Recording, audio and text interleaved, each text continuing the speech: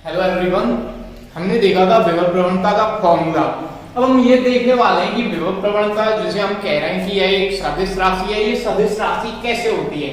तो इसके लिए हम एक डायग्राम की बात कर रहे थे। तो हमने एक डायग्राम बनाया, एक समविभव पृष्ठ लेते हैं हम S1, ये दूसरा समविभव पृष्ठ लेते हैं हम कहीं S2। माना यहाँ पर विभव है V और यहाँ पर विभव है V प्लस dV। यहाँ विभव है जैसे कि 6 वोल्ट, तो यहाँ हो गया 7 वोल्ट 8 वोल्ट जो भी है। तो ये हमारे पास में दो समविभव पृष्ठ हैं। हम एक समविभव पृष्ठ से दूसरे समविभव पृष्ठ तक जाते हैं तो विभव बदलेगा। यहाँ पे V है और वहां पे कितना हो जाएगा V plus dV, it's mean विभव में परिवर्तन होगा। तो हम यहाँ इस S2 पृष्ठ पर एक पॉइंट लेते हैं कोई A, और S1 पृष्ठ पर कोई पॉइंट लेते हैं B, और इस S2 पृष्ठ के पॉइंट A से S1 पृष्ठ के पॉइंट B तक जाते हैं। तो यहां से यहां तक जाने में कुछ ना कुछ विभव में परिवर्तन होगा, और वो विभव में जो परिवर्तन हो रहा है वो दिख रहा है आपको कि वो कितना है, dV है। विभव में परिवर्तन कितना है, dV। यहाँ पे है V और यहाँ पे हो गया V प्लस V dV। तो यहां से और यहां तक विभव कितना बदल रहा है, तो dV और ज्यादा बढ़ रहा है, तो dV बदल रहा है। तो विभव में परिवर्तन तो हुआ यहां पर dV। तो माना दो समविभव पृष्ठ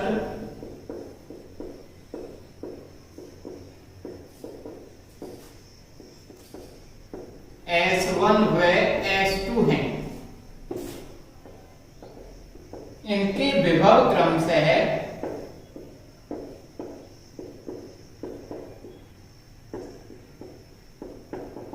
S1 पृष्ठ का है V प्लस dV एवं S2 पृष्ठ का है ओनली V है। अब हम S2 के किसी बिंदु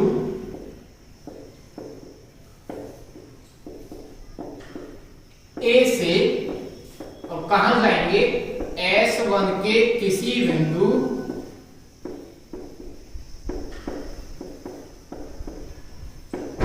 B तक जाते हैं।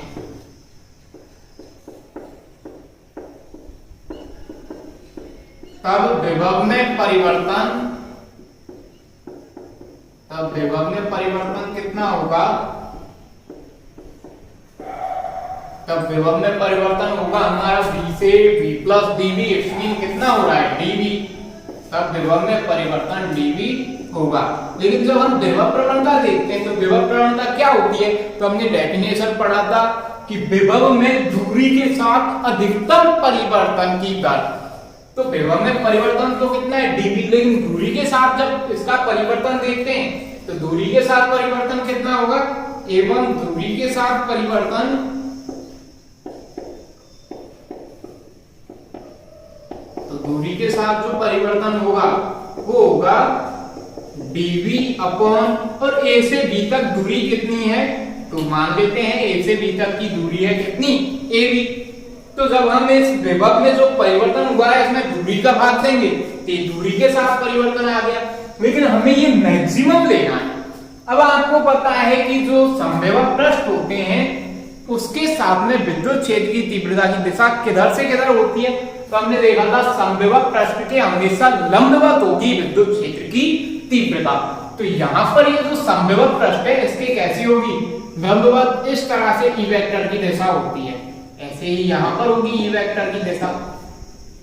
अच्छा, हम बात कर रहे थे यहाँ पर कि ये जो दूरी के साथ विभव में परिवर्तन हो रहा है ये हमें अधिकतम लेना है। तो हम देखते हैं कि विभव में परिवर्तन तो dV ही रहेगा। जब हम S2 पृष्ठ से S1 पृष्ठ पर जाएंगे तो कितना विभव बदलेगा, dV बदलेगा। अब हमारे पास में क्या होना चाहिए, तो हम एक मैथमेटिक्स का कॉन्सेप्ट देखते हैं इधर कि ये हमारे पास में एक डिजिटेड टेन, इसे हम नहीं बदल सकते, लेकिन इससे जो रेशियो में हम नीचे कोई संख्या ले रहे हैं उसे हम बदल सकते हैं। तो हमने दो संख्याएं ली है, तो ऊपर वाली संख्या को तो हम नहीं बदल रहे हैं, जैसे कि यहाँ पे हमारा dV नहीं बदलेगा, ऐसे ही हम यहाँ ऊपर वाली संख्या को नहीं बदल रहे हैं, लेकिन नीचे वाली संख्या को बदलते हैं। यहाँ पे हमने लिया 5 और यहाँ पे हमने लिया 2। तो एस की वैल्यू क्या आने वाली है, तो इसकी वैल्यू आने वाली है 2 और इसकी वैल्यू कितनी आएगी 5। तो आप देख सकते हैं इनमें से ज्यादा कौन है, तो ज्यादा ये वाली संख्या है।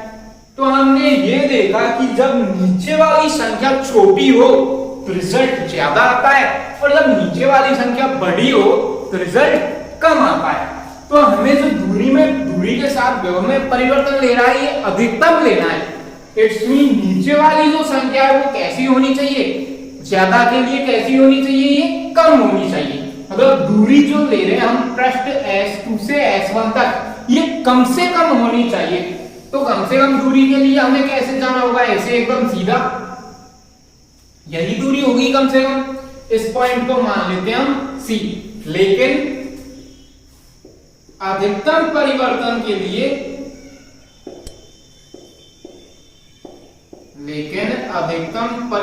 के लिए हमें कहां से कहां तक जाना होगा या फिर किस रास्ते थ्रू जाना होगा, तो अधिकतम परिवर्तन के लिए हमें A से C तक सीधे ही जाना होगा।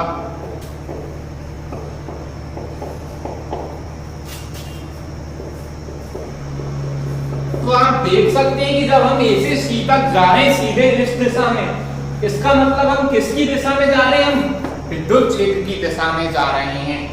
तो ये जो कि किसकी दिशा में होगा, जो कि E वेक्टर की दिशा में होगा। तो आपको विभव प्रवणता निकालनी है, मतलब कि दूरी के साथ अधिकतम परिवर्तन की दर निकालनी है। तो आपको A से C तक सीधे जाना होगा और A से सीधे जा रहे हैं ऐसे, इसका मतलब हमें किसकी दिशा में चलना होगा, विद्युत क्षेत्र की दिशा में चलना होगा। तो हम कह सकते हैं कि जो विभव प्रवणता है वो हमेशा विद्युत क्षेत्र की दिशा के साथ में बंधी हुई है। जिधर विद्युत क्षेत्र घूमेगा हमें हमारी विभव प्रवणता को भी उधर ही मोड़ना पड़ेगा। तो इसलिए हम कहते हैं कि जो विभव प्रवणता है वो कैसी राशि है, सदिश राशि है। अतः हम कह सकते हैं या फिर इसलिए विभव प्रवणता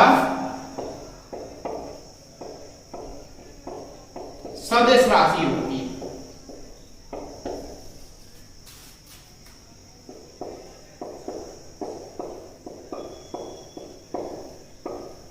तो ये तो बात हुई विभव प्रवणता सदिश राशि कैसे होती है। पहले हमने विभव प्रवणता का फॉर्मूला देखा था, वो आया था gradient V is equal to -E। अब हम देखेंगे जब विभव प्रवणता एक सदिश राशि है तो हम जो अपने नॉर्मल अवकलन करते हैं बीजगणित के लिए या फिर किसी बहुपद फलन के लिए, तो वहां पे तो हम क्या करते हैं कि डायरेक्टली x के साथ में अवकलन कर रहे हैं तो नॉर्मली x के साथ में पूर्ण अवकलन कर लेते हैं। लेकिन जब हम दिशा की बात करते हैं, सदिशों की बात करते हैं, तो इसको घटकों में तोड़ करके आंशिक अवकलन किए जाते हैं। ये आप आगे की क्लास में पढ़ेंगे।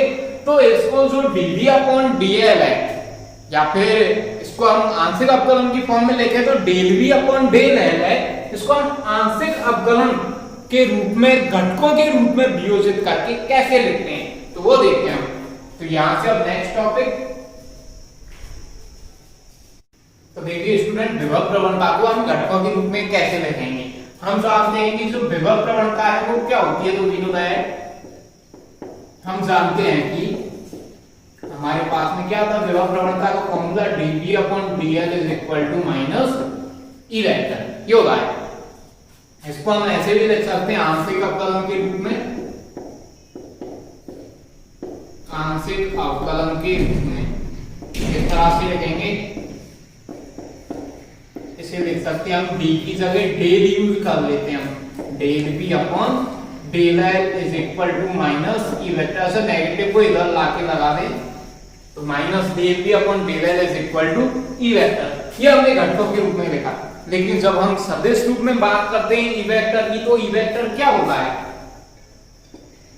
E vector is equal to Exi cap, ऐसे लिखते हैं हम, Eyj कैप, Ez कैप। मतलब E वेक्टर को घटकों में x y z की जो इसके संगत x y z अक्षों के संगत जो घटक होंगे उनके रूप में हम इसे E वेक्टर को ऐसे लिखेंगे। तो अब हमें del v/del को ऐसे ही लिखना है, तो del v/del को कैसे लिखते हैं हम, तो उसे लिखेंगे हम E वेक्टर के लिए। अतः जो हमारा EX होगा, जो x के सापेक्ष घटक होगा, उसके लिए हम यूज कर लेते हैं minus del VX upon del L। जो EY है उसके लिए यूज कर लेते हैं minus del V upon del L, और यहाँ पे y अक्ष के साथ में। और जो EZ है उसके लिए यूज करते हैं minus del VZ upon del L। इस तरह से हम इसे लिख सकते हैं।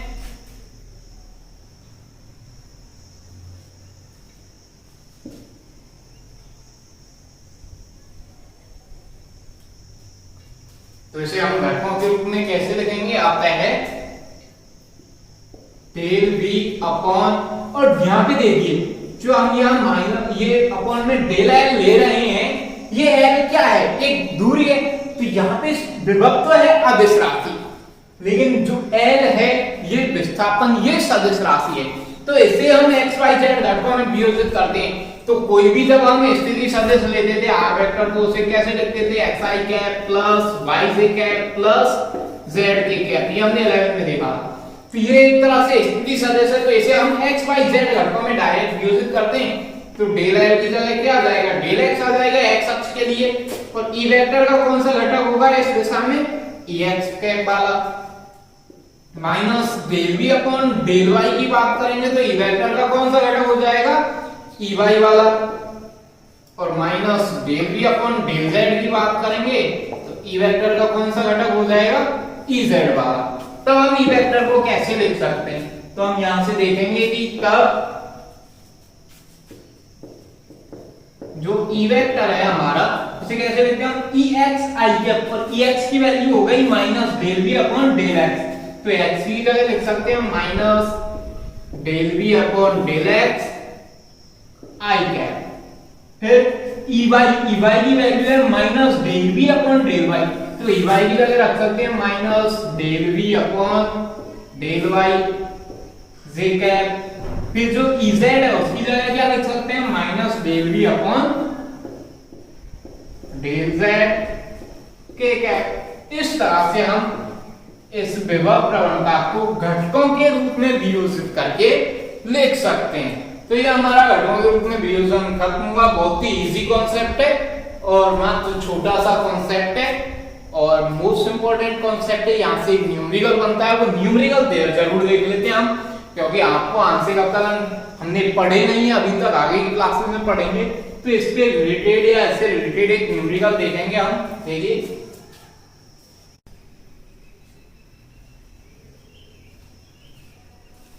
ये हमारे पास में न्यूमेरिकल है और इसे हमें सॉल्व करना है। देखिए क्या है, विद्युत क्षेत्र में विद्युत विभव दिया हुआ है हमारे पास में Vxy, जो कि XYZ का क्या है, बहुपद है, और हम यहाँ पर जो विभव है उसे वोल्ट में, और XYZ जो क्रमशः XYZ अक्ष है हमारी, उनको हम मीटर में नापते हैं, और बिंदु 1,1,1 पर हमें किसकी गणना करनी है, विद्युत क्षेत्र की तीव्रता की।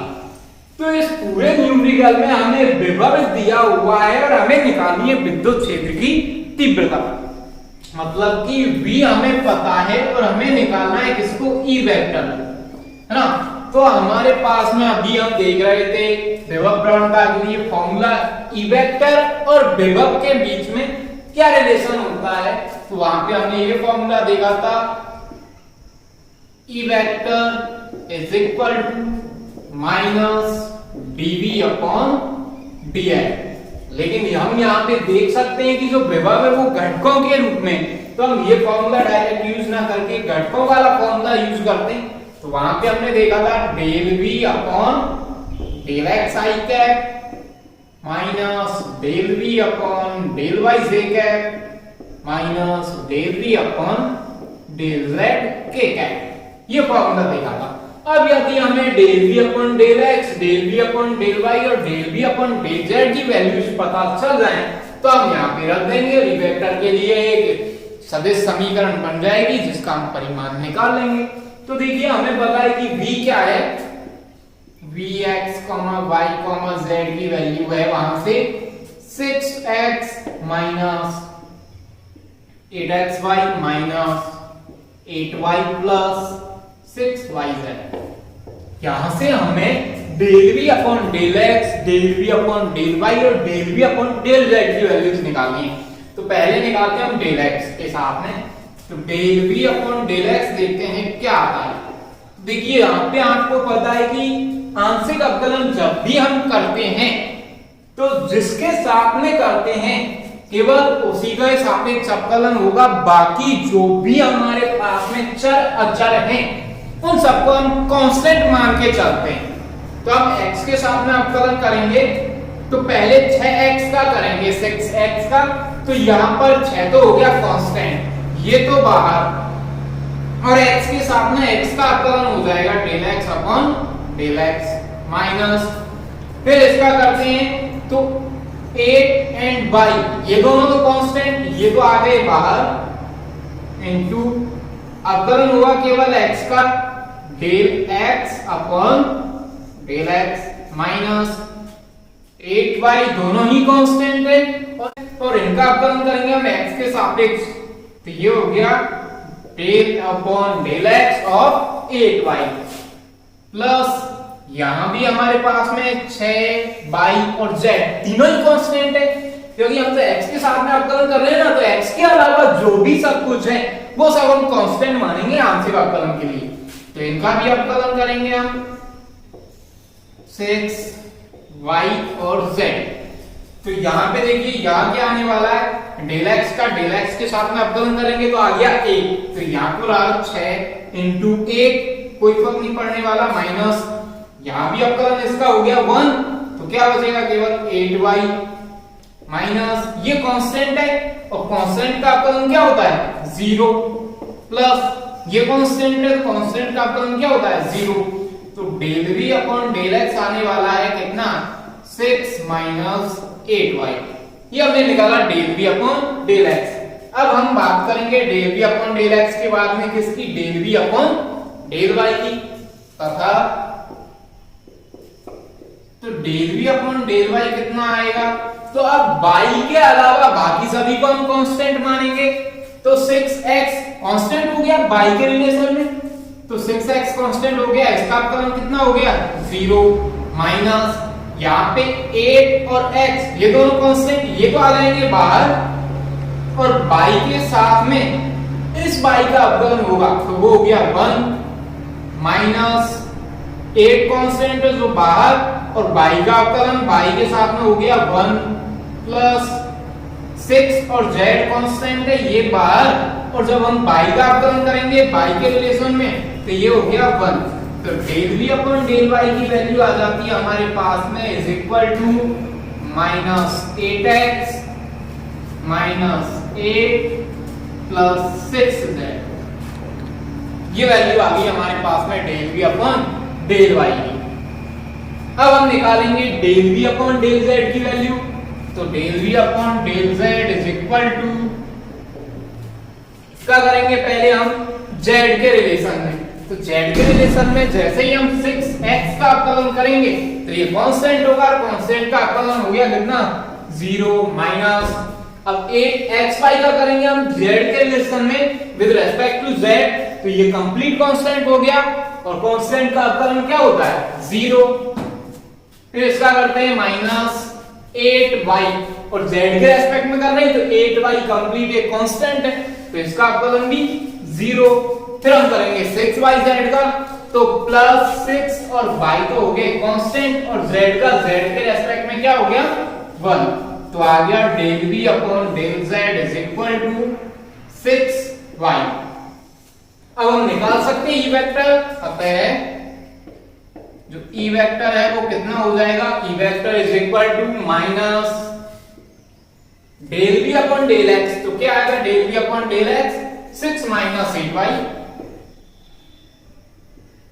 6 माइनस 8y आई कैप, फिर हमारे पास में है minus del v upon del y, और del v upon del y आया था हमारे पास कितना minus 8x minus 8 plus 6z,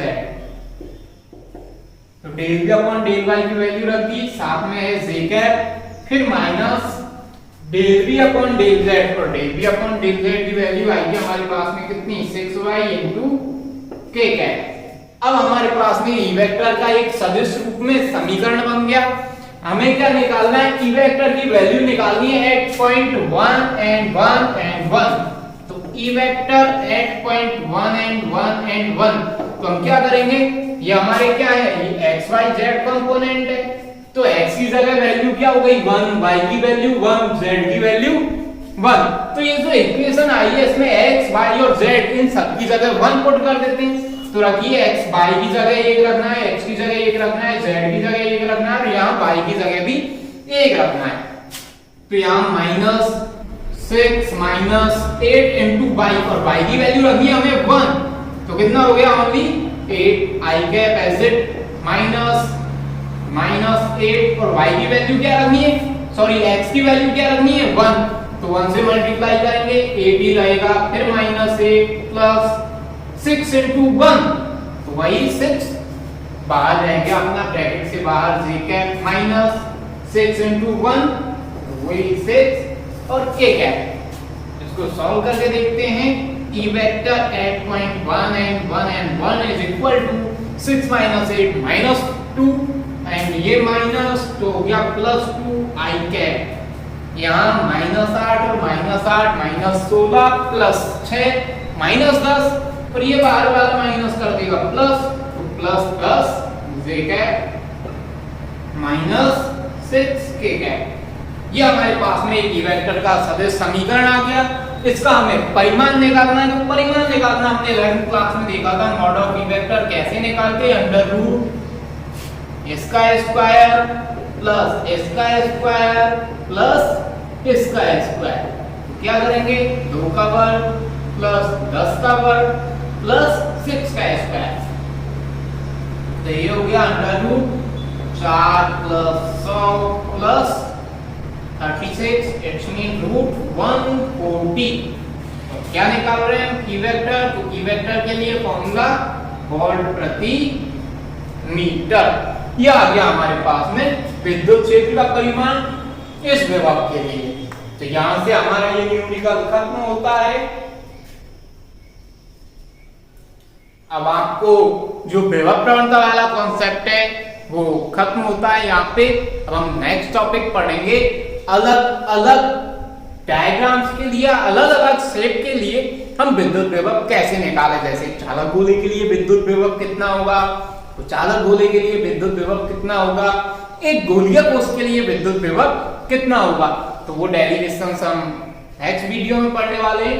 यहाँ तक हम यहीं पढ़ेंगे आज। Thank you students.